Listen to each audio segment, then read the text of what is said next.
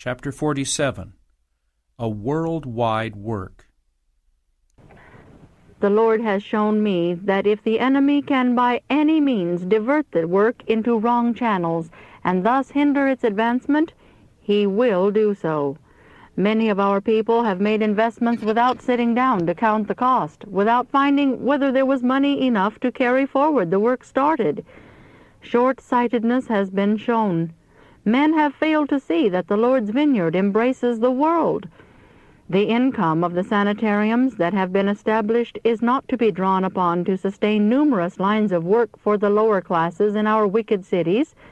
Much of the means that has been used to sustain this large and ever-increasing work should, by the Lord's order, have been used in making plants in other countries where the light of health reform has not shone.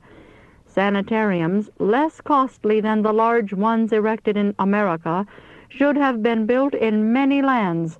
Thus, plants would have been made which, when strong, would have assisted to make plants in other places.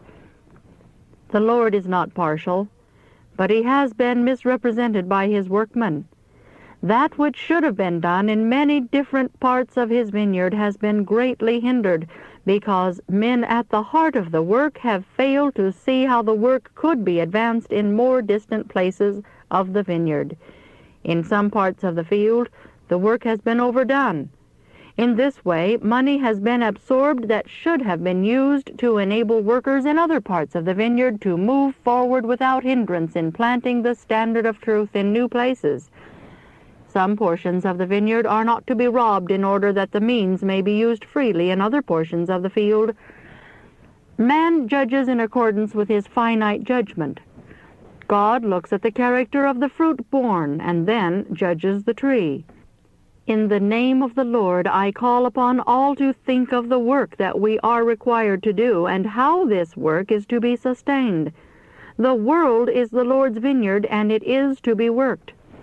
It is not a great number of institutions, large buildings, and outward display that God requires, but the harmonious action of a peculiar people, a people chosen by God and precious, united with one another, their life hid with Christ in God.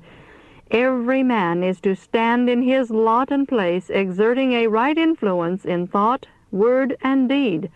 When all God's workers do this, and not till then, his work will be a complete, symmetrical whole.